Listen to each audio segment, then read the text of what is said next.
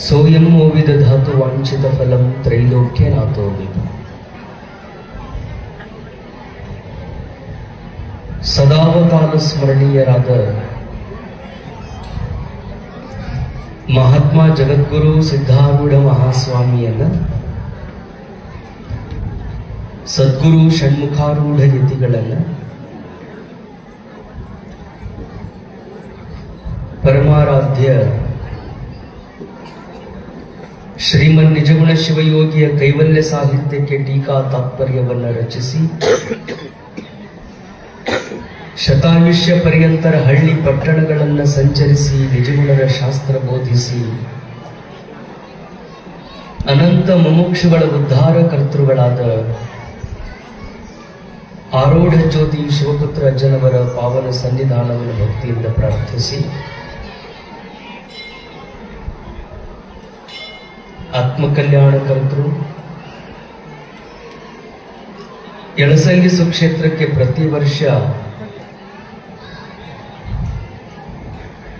ತಮ್ಮ ದಿವ್ಯ ಆಗಮನವನ್ನು ಮಾಡಿ ಎಲ್ಲ ಭಕ್ತರಿಗೆ ದರ್ಶನ ಆಶೀರ್ವಾದವನ್ನು ಕರುಣಿಸುತ್ತಾ ತಮ್ಮೆಲ್ಲರನ್ನು ಧರಿಸಿದ ಶ್ರೀಮದ್ ಅಭಿನವ ಗುರುಗಳವರ ಪಾವನ ಚರಣಗಳನ್ನು ಸರೋಜದಲ್ಲಿ ಪ್ರತಿಷ್ಠಾಪಿಸಿ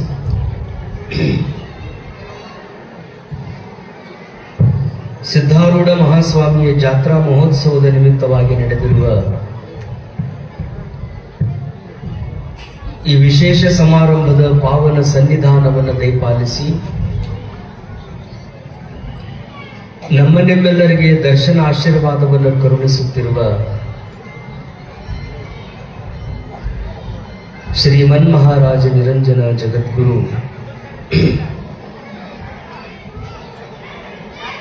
ಡಾಕ್ಟರ್ ಷಡಕ್ಷರ ಶಿವಯೋಗಿ ಮುರುಘರಾಜೇಂದ್ರ ಅಪ್ಪಗಳವರ ಪವಿತ್ರ ಸನ್ನಿಧಾನದಲ್ಲಿ ಅನಂತ ಪ್ರಣಾಮಗಳನ್ನು ಆಚರಿಸಿ ವಿಶ್ವವಿದ್ಯಾಲಯದಿಂದ ಗೌರವ ಪುರಸ್ಕಾರವನ್ನು ಪಡೆದಿರುವಂತಹ ಕನ್ನಡ ನೆಲದ ಕಾಯಕ ಯೋಗಿಗಳಾಗಿ ಕೃಷಿ ಪಂಡಿತರಾಗಿ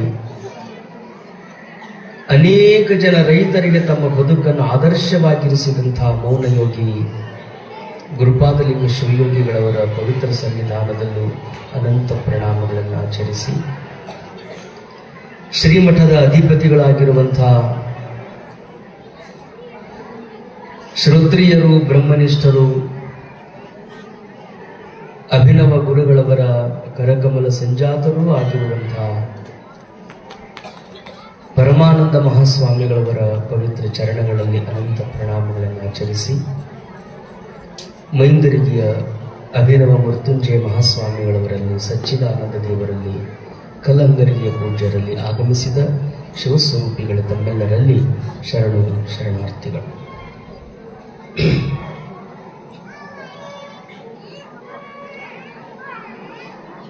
ಈಗಾಗಲೇ ಸಮಯ ಆಗ್ಯದ. ಎದರ ಸಮಯ ಆಗೈತೆ ಅಂದ್ರೆ ಪ್ರಸಾದ ಸ್ವೀಕಾರ ಮಾಡುವಂತ ಸಮಯ ಆಗ್ಯದ. ಆದಾಗ್ಯೂ ನೀವೆಲ್ಲ ಕೂತ್ಕೊಂಡಿರೋದನ್ನು ನೋಡಿದ್ರೆ ನನಗನ್ನಿಸ್ತದೆ ಹೊಟ್ಟಿ ತುಂಬಿಕೊಳ್ಳುವುದೇನು ಅಪ್ಪುಗಳೇ ವರ್ಷ ವರ್ಷ ಪ್ರತಿ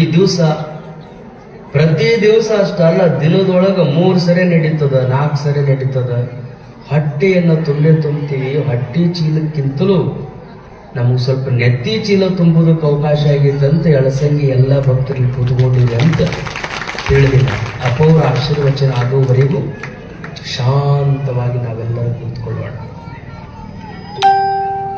ಸಿದ್ಧಾರೂಢ ಪರಮಾತ್ಮನ ವಿಚಾರಕವಾಗಿ ಇಲ್ಲಿ ವಿಷಯವನ್ನ ಇರಿಸಿದ. ಸಂತ ಮುಕುಟಮಣಿ, ಶಾಂತಿ ಸಾಗರ ಶ್ರೀ ಸಿದ್ಧಾರೂಢ. ಮುಕುಟಮಣಿ ಅಂದ್ರೆ ನಿಮಗೆ ಗೊತ್ತಾಗ್ತದೆ, ಕಿರೀಟದೊಳಗಿರುವಂತಹ ಒಂದು ವಿಶೇಷವಾಗಿರುವಂತಹ ಮಣಿ. ಯಾವ ಮಣಿ ಇಡೀ ಕಿರೀಟವನ್ನೇ ಆಕರ್ಷಣೀಯವಾಗಿ ಮಾಡಿಕೊಂಡಿರುತ್ತದೆಯೋ ಅದಕ್ಕೆ ಮುಕುಟಮಣಿ ಅಂತ.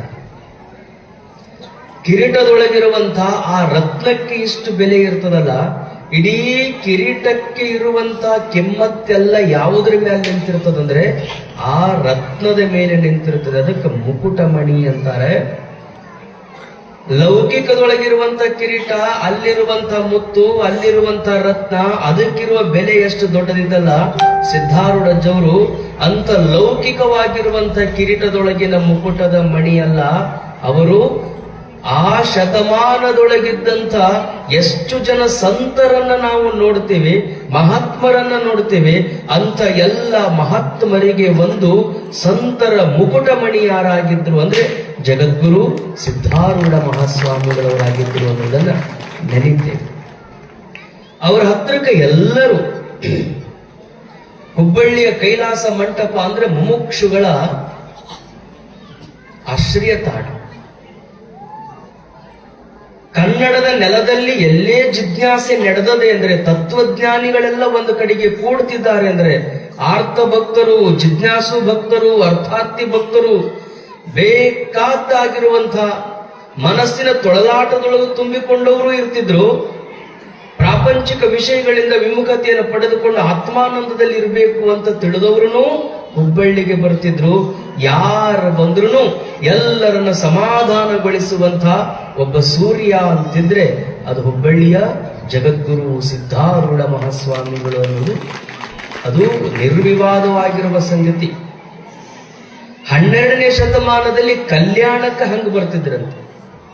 ಬಸವಣ್ಣನವರ ಅನುಭವ ಮಂಟಪಕ್ಕೆ ಕಾಶ್ಮೀರದಿಂದ ಬಂದ್ರು, ಅರಬಸ್ಥಾನದಿಂದ ಬಂದ್ರು, ದೂರ ದೂರಗಳಿಂದ ಬಸವಣ್ಣನನ್ನುವಂತಹ ಒಂದು ಜೇನು ಹುಟ್ಟಿಗೆ ಎಲ್ಲ ಹುಳಗಳು ಹೆಂಗ ಬಂದು ಒಂದೇ ಕಡೆಗೆ ಕೂಡಿ ಅನುಭಾವದ ಜೇನನ್ನ ಇಟ್ಟಿದ್ವೋ ಹಂಗೆ 19ನೆಯ ಶತಮಾನದಲ್ಲಿ ಎಲ್ಲ ಹಾದಿಗಳು ಸಂತರಾಗಬೇಕು ಅಂದ್ರೆ, ಶಾಂತರಾಗಬೇಕು ಅಂದ್ರೆ, ಮನಸ್ಸಿನ ಎಲ್ಲ ಪ್ರಶ್ನೆಗಳಿಗೂ ಒಂದೇ ಜಾಗದೊಳಗೆ ಉತ್ತರ ಸಿಗ್ತೈತಿ ಅಂತ ವಿಚಾರ ಮಾಡುತ್ತಿದ್ರೆ ಅಂತ ಎಲ್ಲ ಜಿಜ್ಞಾಸು ಮುಮುಕ್ಷುಗಳು ಎಲ್ಲ ಭಕ್ತರು ಆಶ್ರಯ ಪಡ್ಕೊಂಡಂತ ಒಂದು ಮಂಟಪ ಅಂದ್ರೆ ಹುಬ್ಬಳ್ಳಿಯ ಜಗದ್ಗುರು ಸಿದ್ಧಾರೂಢ ಸ್ವಾಮಿಯ ಕೈಲಾಸ ಮಂಟಪ ಅನ್ನೋದನ್ನ ನೆನಪು ಮಾಡ್ಕೋಬೇಕು. ಅಷ್ಟೇ ಅಲ್ಲ, ಆ ಕೈಲಾಸ ಮಂಟಪ ನಿರ್ಮಾಣವಾಗಿ ಇಲ್ಲಿಗೆ ಒಂದು 100 ವರ್ಷ ಆಯ್ತು. 1926ರಲ್ಲಿ ಕೈಲಾಸ ಮಂಟಪದ ಕಾರ್ಯ ಪೂರ್ಣ ಆಯಿತು. ಅದಕ್ಕೂ ಪೂರ್ವದಲ್ಲಿ ಕೈಲಾಸ ಮಂಟಪ ಇತ್ತು. ಬಟ್ಟೆಗಳಿಂದ ಹೆಂಗ ಅಲಂಕಾರ ಮಾಡಿರ್ತಿದ್ರು, ಅಲ್ಲೇ ಕೂತ್ಕೋತಿದ್ರು, ಶಾಸ್ತ್ರಾರ್ಥ ನಡೀತಿದ್ದು, ಬಂದಂತ ಚಿಂತಕರಿಗೆ ಎಲ್ಲರಿಗೂ ಉಪದೇಶ ಅಲ್ಲಿ ನಡೀತಿತ್ತು. ಆದ್ರೆ ಕಟ್ಟಡ ಅನ್ನೋದು ನಿರ್ಮಾಣವಾಗಿ ಆ ಕೈಲಾಸ ಮಂಟಪದಲ್ಲಿ ಸಿದ್ಧಾರೂಢಜ್ಜರು ಕುಳಿತುಕೊಂಡು ಪೂಜೆಗೊಂಡಿರುವಂತಹ ಈ ಸಮಯಕ್ಕೆ ಒಂದು 100 ವರ್ಷಗಳಾಗಿರುವಂತದ್ದು ಬಹಳ ಸುಸಂದರ್ಭ.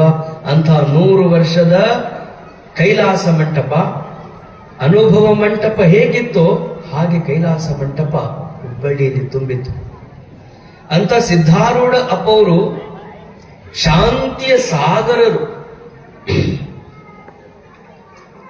ಒಂದರ್ಥದಲ್ಲಿ ಸಂತ, ಶಾಂತಿಯ ಸಾಗರ. ಇದನ್ನೆಲ್ಲ ನೋಡ್ತಿದ್ರೆ ಸ್ಥಿತಪ್ರಜ್ಞ ಅನ್ನುವಂಥ ಏನು ಲಕ್ಷಣಗಳನ್ನ ವೇದಾಂತದಲ್ಲಿ ಅಭ್ಯಾಸ ಮಾಡ್ತೀವಿ, ಅಂಥ ಸ್ಥಿತಪ್ರಜ್ಞನ ಎಲ್ಲ ಲಕ್ಷಣಗಳು ಸಿದ್ಧಾರೂಢ ಪರಮಾತ್ಮನಲ್ಲಿ. ಸ್ಥಿತಪ್ರಜ್ಞಸ್ಯ ಕಾ ಭಾಷಾ ಸಮಾಧಿಸ್ತಸ್ಯ ಕೇಶವ ಸ್ಥಿತಧೀ ಕಿಂ ಪ್ರಭಾಷೇತ ಕಿಮಾಸೀತ ರುಚೀತ ಕಿಂ. ಹೆಂಗಿರ್ತಾನೆ ಒಬ್ಬ ಯೋಗಿ, ಅವ ಹೆಂಗ ಕೂತ್ಕೋತಾನೆ, ಹೆಂಗ ಮಾತಾಡ್ತಾನೆ, ಹೆಂಗ ನಡೀತಾನೆ, ಲೋಕ ವ್ಯವಹಾರಗಳೆಲ್ಲ ಹೆಂಗಿರ್ತಾವೆ ಅಂತ ಪ್ರಶ್ನೆ ಮಾಡಿದಾಗ ಪರಮಾತ್ಮ, ಕೃಷ್ಣ ಪರಮಾತ್ಮ ಅದಕ್ಕೆ ಉತ್ತರಗಳನ್ನು ಹೇಳ್ತಾನೆ. ಪ್ರಜಾಹಾತಿ ಯದಾ ಕಾಮಾನ್ ಸರ್ವಾನ್ ಪಾರ್ಥ ಮನೋಗತಾನ್ ಆತ್ಮನ್ನೇವಾತ್ಮನಾ ತುಷ್ಟಃ ಸ್ಥಿತಪ್ರಜ್ಞ ತದೋಚ್ಯತೆ. ದುಃಖೇಶು ಅನುದ್ವಿಗ್ನ ಮನಾಃ ಸುಖೇಶು ವಿಗತ ಸ್ಪೃಹಃ ವೀತರಾಗಃ ಭಯ ಕ್ರೋಧಃ ಸ್ಥಿತಧೀರ್ ಮುನಿರುಚ್ಯತೆ. ಯಾರಿಗೆ ಯೋಗಿ ಅನ್ಬೇಕು, ಯಾರಿಗೆ ಸಂತ ಅನ್ಬೇಕು, ಯಾರಿಗೆ ಮಹಾತ್ಮ ಅನ್ಬೇಕು ಅಂದ್ರೆ ನ ದ್ವೇಷ್ಟಿ ನಾಭಿನಂದತಿ. ಅವನಿಗೆ ಯಾರ ಬಗ್ಗೆನೂ ದ್ವೇಷ ಭಾವ ಇರುವುದಿಲ್ಲ. ಮತ್ತೆ ಯಾರ ಬಗ್ಗೆನೂ ಆತನಿಗೆ ವಂದನೆಯ ಭಾವನೆ ಇರುವುದಿಲ್ಲ, ನಿಂದನೆಯ ಭಾವನೆ ಇರುವುದಿಲ್ಲ. ಆತ ಯಾರನ್ನೂ ತ್ಯಾಗ ಮಾಡುವುದಿಲ್ಲ, ಯಾರನ್ನೂ ಸ್ವೀಕಾರ ಮಾಡುವುದಿಲ್ಲ. ಆತ್ಮನ್ನೇವಾತ್ಮನ ತುಷ್ಟ, ತನ್ನಲ್ಲಿ ತಾನು ಆತ ಆನಂದದಿಂದ ಯಾವಾಗಲೂ ಇರ್ತಾನೆ. ಕಾರಣ ಏನು ಅಂದ್ರೆ, ಜಗತ್ತಿನ ವ್ಯವಹಾರಗಳೆಲ್ಲ ಪ್ರಾರಬ್ಧ ವಶದಿಂದ ನಡೆದಿರ್ತಾವ. ನಾವು ಏನು ಮಾಡಿದ್ರು ಆ ಪ್ರಾರಬ್ಧಕ್ಕನುಗುಣವಾಗಿ ಅದು ನಡೀತದೆ. ನಾವು ನಿಶ್ಚಿಂತವಾಗಿರಬೇಕು ಅನ್ನುವುದನ್ನ ಬದುಕಿನಲ್ಲಿ ಅಳವಡಿಸಿಕೊಂಡಿರುವಂಥವನು ಯೋಗಿಯಾಗಿರ್ತಾನೆ. ಅಂಥ ಯೋಗಿ ಎಷ್ಟು ಅವರಿಗೆ ಭಕ್ತರ ಬಗ್ಗೆ ಕರುಣೆ, ಕಕ್ಕುಲಾತೆ. ಸಿದ್ಧಾರೂಢಪ್ಪ ಅವರಿಗೆ ಬಹಳಷ್ಟು ಜನ ರಾಜ ಮಹಾರಾಜರೆಲ್ಲ ಸೇವಾ ಮಾಡ್ತಿದ್ರು. ಮನಸ್ಸಿನೊಳಗೆ ಏನಾರು ಒಂದು ಸಂಕಲ್ಪ ಮಾಡಿದ್ರು ಭಕ್ತರು ಅಂದ್ರೆ ಆ ಕ್ಷಣದಲ್ಲಿ ಈಡೇರಿಸ್ಬೇಕು ಅವ್ರಿಗೆ ಅಷ್ಟು. ಈಗ ಮನೆಯಾಗ ಬಹಳ ಮಕ್ಕಳಿದ್ರು ಹಾಸ್ಟೆಲ್ಗಿದ್ದು ಹುಡುಗರ ಬಗ್ಗೆ ನಿಮ್ಗೆ ಎಷ್ಟು ಪ್ರೀತಿ ಇರ್ತದೆ. ಮನೆ ತುಂಬ ಇವ್ 4-5 ಓಡಾಡ್ತಿರ್ತಾವ, ಇದ್ರ ಬಗ್ಗೆ ನಿಮ್ಗೆ ಲಕ್ಷ್ಯ ಇರಂಗಿಲ್ಲ. ಯಾವ್ದು ಹಾಸ್ಟೆಲ್ಗೆ ಇಟ್ಟಿರ್ತಾರಲ್ಲ ಅದು ಒಂದಿದ್ರು ಚಲೋ ಇತ್ತು, ಅದು ಒಂದಿದ್ರು ಚಲೋ ಇತ್ತು. ಮನ್ಯಾಗ 8 ಮಕ್ಕಳು ಅದಾವು, ಅದ್ರಾಗ ಒಂದು ಯಾವ್ದಾರ ಒಂದು ತೀರ್ಕೊಂಡು ಹೋಗೈತಿ ಅಂತ ತಿಳ್ಕೊರಿ. ಇಲ್ಲದ ಮಗನ ಬಗ್ಗೆ ಎಷ್ಟು ಪ್ರೀತಿ ಇರ್ತೈತಂದ್ರ ಇವು ಓಡಾಡೋದನ್ನ ಬಿಡ್ತೀರಿ, ಇವನ್ನ ಓಡಾಡೋದ್ ನೋಡಿ ಅವಂದ ನೆನಪು ಮಾಡ್ಕೊಂತಾನೆ ಇರ್ತೀರಿ. ಯಾವಾಗ ಇಲ್ಲದ್ರ ಬಗ್ಗೆ ನಿಮಗ ಸಹಜವಾಗಿ ಪ್ರೀತಿ ಹೆಂಗಿರ್ತದಲ್ಲ, ಹಂಗ ಸಿದ್ಧಾರೂಢ ಅಜ್ಜನಿಗೂ ಭಕ್ತರು ಯಾರು ಏನಾರ ಬೇಡಿದ್ರು ಅಂದ್ರೆ ಅವ್ರಿಗೆ ಕೊಡುವವರೆಗೂ ಅವರಿಗೆ ಸಮಾಧಾನ ಇರ್ತಿರ್ಲಿಲ್ಲ.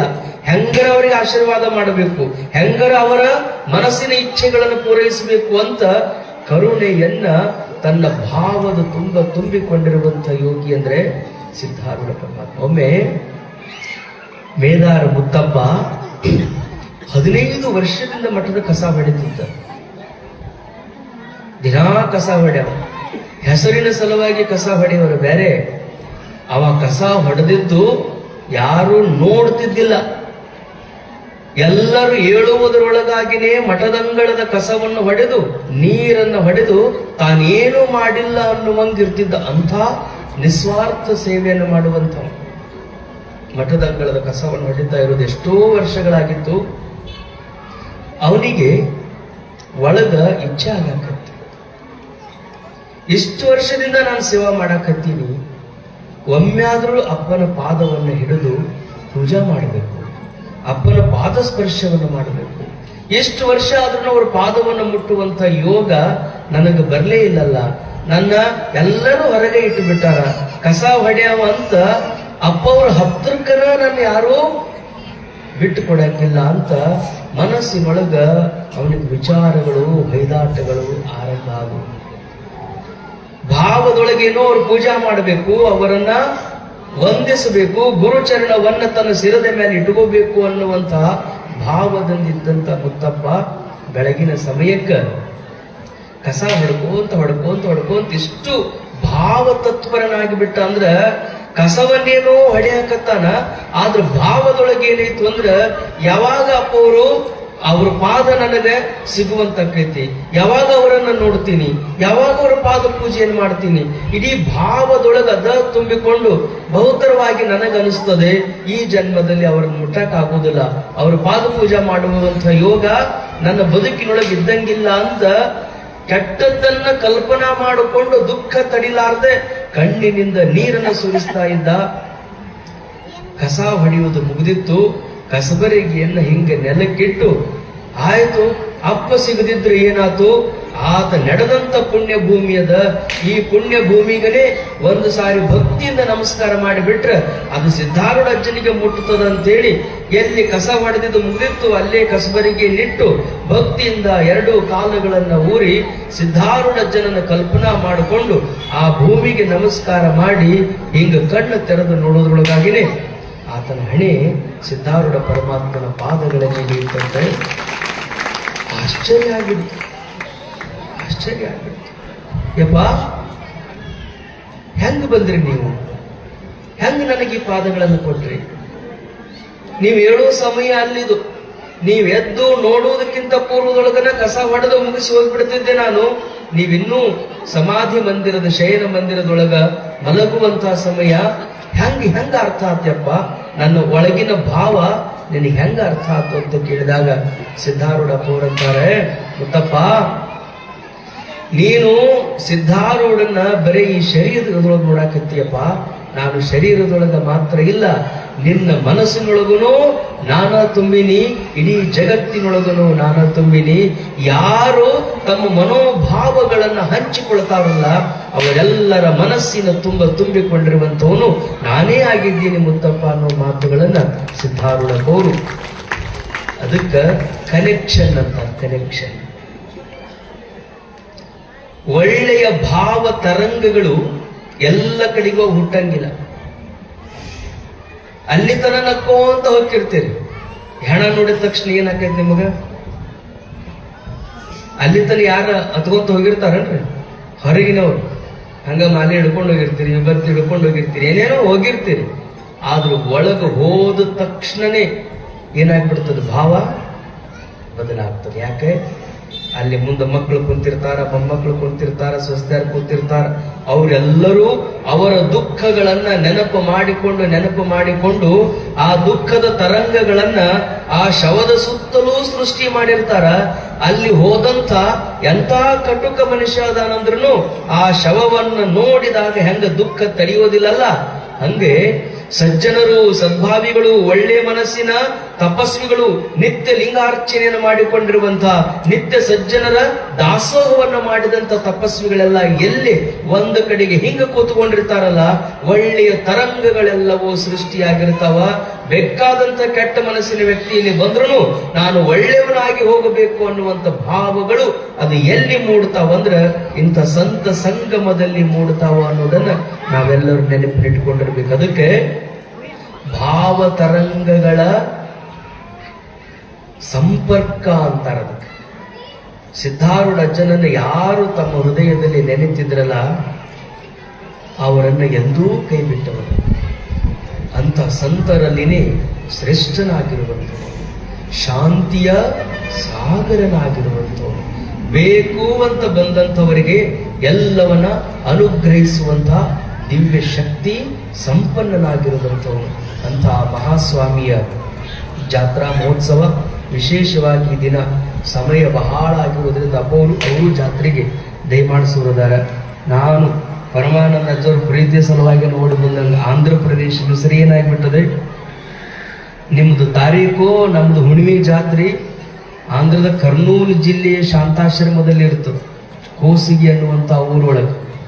ಅಲ್ಲಿಯ ಜಾತ್ರೆ ಅದು ಹುಣ್ಣಿಮೆಗೆನೆ ಇರ್ತದೆ. ಇದು ತಾರೀಕು ಎರಡೂ ಕೂಡಿ ಬಂದದ್ದಕ್ಕೆ ಈ ಕಡೆಗೆ ಇದನ್ನೂ ಬಿಡಾಕ್ ಬರೋದಿಲ್ಲ, ಆ ಕಡೆಗೆ ಅದನ್ನೂ ಬಿಡಾಕ್ ಬರೋದಿಲ್ಲ. ಅದಕ್ಕೆ ಅಪ್ಪ ಅವ್ರು ಅಂದ್ರು, ಏನಿಲ್ರಿಪ್ಪ ನಿಮ್ಗೆ ಒಟ್ಟು ಯಾವಾಗ ಆಕೈತೆ ಅವಾಗ. ಎಷ್ಟು ಅವ್ರದ್ದು ಹೃದಯ ಹದುಳ ಹೃದಯ ಐತಂದ್ರೆ ತ್ರಾಸ ಬೇಡ, ಒಟ್ಟು ನೀವು ಬರ್ರಿ, ಯಾವಾಗ ನಿಮಗೆ ಅನುಕೂಲ ಆಕೈತೆ, ರಾತ್ರಿಗಾದ್ರೆ ರಾತ್ರಿಗೆ ಬರ್ರಿ, ಬೆಳಿಗ್ಗೆ ಆದ್ರೆ ಬೆಳಿಗ್ಗೆ ಬರ್ರಿ. ಅಪ್ಪ ಅವ್ರು ಹೇಳ್ತಿದ್ರು, ಅನುಕೂಲ ವೇದನೀಯಂ ಸುಖಂ. ನಿಜವಾದ ಸುಖ ಯಾವುದು ಅಂದ್ರೆ ಅನುಕೂಲಕ್ಕಾದ್ರಂದ್ರೆ ಬಹಳ ಆನಂದ. ನೋಡಿ, ಯಾರಿಗೇ ಇರ್ಲಿ, ನಿಮಗ್ ಮನ್ಯಾಗನೇ ಇರ್ಲಿ, ಮಠದಾಗನೇ ಇರ್ಲಿ, ಇಲ್ರಿ ಹಿಂಗ ತ್ರಾಸ ಆಗೈತೆ ಅಂದಾಗ ನೀವೇನ್ ಹೇಳ್ತೀರಿ ಗೊತ್ತಿಲ್ಲ ನೋಡ್ರಿ, ಬರ್ಬೇಕು. ಇಲ್ಲಾರ ಊರಾಗ ಮಂದಿ ಹಂಗ ಅಂತಾರ ಹಿಂಗ ಅಂತಾರ, ನಮಗ ಅದೇನ್ ಗೊತ್ತಿಲ್ಲ. ಬಂದ ಹೋಗ್ಬೇಕಂತ ಕೂತ್ರ ಬರಬಹುದು, ಆದ್ರ ಮನಸ್ಸಿನೊಳಗ ಬ್ಯಾಡ್ ಅನಿಸಿರ್ತದ. ಶರೀರ ಇಲ್ಲಿ ಬಂದು ಕೂತ್ಕೊಂಡಾಗ ಕಸಿಬಿಸಿ ಇರ್ತದೆ. ಅಲ್ಲೇ ಇದ್ದಾಗ ಇಲ್ರಿ ಅಪ್ಪುಗಳ ನೀವು ಅಲ್ಲೇ ಇದ್ದ ಆಶೀರ್ವಾದ ಮಾಡ್ರಿ ಅಂತ ಅಂದಾಗ ಎಷ್ಟು ಆನಂದ ಅನಿಸ್ಬಿಡ್ತೈತಂದ್ರೆ ನಮ್ಮ ಒಳಗಿನ ಭಾವಗಳು ಅವರಿಗೆ ಅರ್ಥ ಆಯ್ತಲ್ಲ ಅನ್ನುವಂಥದ್ದನ್ನ ನೆನಪು ಮಾಡಿಕೊಂಡಾಗ ಅಂಥ ಹದೋಳ ಹೃದಯದ ಒಬ್ಬ ಮಹಾಸ್ವಾಮಿಗಳು ಅಂದ್ರೆ ಅದು ನಮ್ಮ ಪರಮಾನಂದ ಅಪ್ಪಗಳವರು ಅನ್ನುವಂಥದ್ದನ್ನ ನೆನಪು ಮಾಡ್ಕೊಬೇಕು. ಅಪ್ಪವ್ರವ್ರ ಅಷ್ಟ ಪ್ರೀತಿ ಇದ್ರು. ನಾವರ ಗುರುಗಳಿಗೆ ಬಹಳ ಹೆದರ್ತಿದ್ವಿ. ಹೆದರ್ಲಾರ್ದವ್ರು ಒಬ್ರು ಸ್ವಾಮಿಗಳು ಅಂದ್ರೆ ನಮ್ಮ ಪರಮಾನಂದ ಅಜ್ಜವ್ರು. ಅಷ್ಟು ಅವರು ಅಜ್ಜ ಮೊಮ್ಮಗನಂಗ ಬಹಳ ಸಹಜವಾಗಿ ನಮ್ಮ ಗುರುಗಳೊಂದಿಗೆ ಅವ್ರು ಅಷ್ಟು ಪ್ರೀತಿ ಇದ್ದಿದ್ರು. ಇವ್ರು ಬಂದ್ರು, ಅವರು ಅಷ್ಟೇ ಪ್ರೀತಿಯಿಂದ ನಮ್ಮ ಮುಂದೆ ಕುಂಡ್ರಿಸ್ಕೊಂಡು ಅಷ್ಟು ಪ್ರೇಮ ಪುರಸ್ಸರವಾಗಿದ್ರು. ಅಂತ ನಾವೆಲ್ಲ ಒಂದೇ ಗುರುಗಳ ಶಿಷ್ಯರು, ಕರಕಮಲ ಸಂಜಾತರಾಗಿರುವಂಥವ್ರು. ಅವರ ಪ್ರೀತಿ ಬಹಳ ದೊಡ್ಡದು ಅನ್ನುವ ಕಾರಣಕ್ಕಾಗಿ ಈ ಕಾರ್ಯದಲ್ಲಿ ಭಾಗಿಗಳಾಗಿದ್ದೇವೆ.